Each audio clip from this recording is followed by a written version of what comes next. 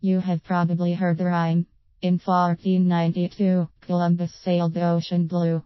You probably know Christopher Columbus discovered portions of two continents that had not yet been discovered by Europeans, which became known as the New World. You might not know that in 1492, two other events occurred.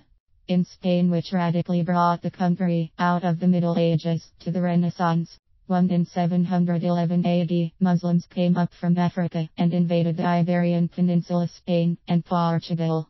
After more than 7 centuries of occupation, Iberian Christians drove them out of the country.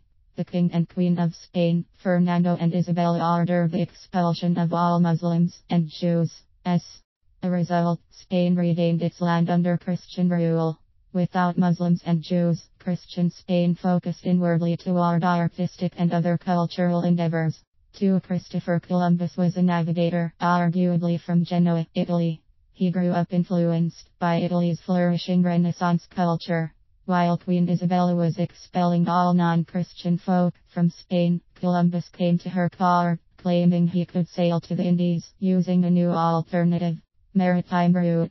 He filled the Spanish queen's imagination of reaching Oriental lands with tales of its culture's exotic beauty and wealth. He also gave her thoughts about converting the polytheistic lands of Buddha and Confucius to Christianity as well. As a result, Isabella funded this expedition.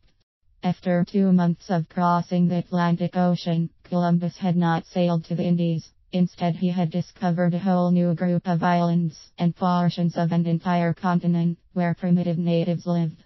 Also, Columbus brought back gold. When news reached Spain about the navigators' discoveries, many curious Spanish discoverers and adventurers sailed to the new land.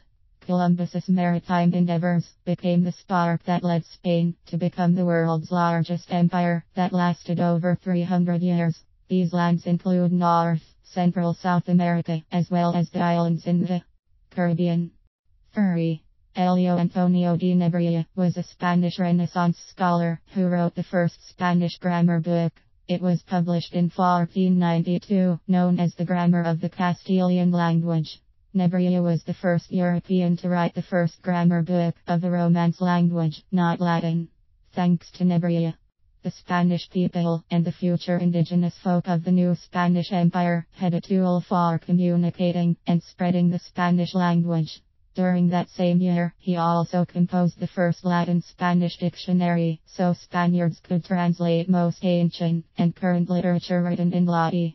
Nebrija's linguistic contributions sparked the beginning of Spain's great golden age of literature, which included famous works written in prose, such as La Celestina, Lazarillo de Tormes, and the world's first novel, Don Quixote de la Mancha.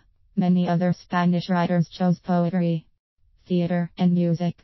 The arts flourished in this new Spanish Renaissance culture. Architects, painters, sculptors were inspired to compose what became world-renowned masterpieces.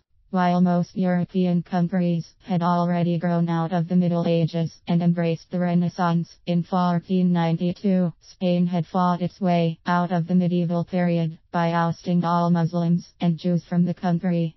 Christopher Columbus led an unsuccessful transatlantic expedition to the Indies but instead discovered a new world. Antonio de Nebrija's first notable Spanish grammar book became a tool that revolutionized Spain's golden age of the arts and was a linguistic tool for uniting the Spanish Empire.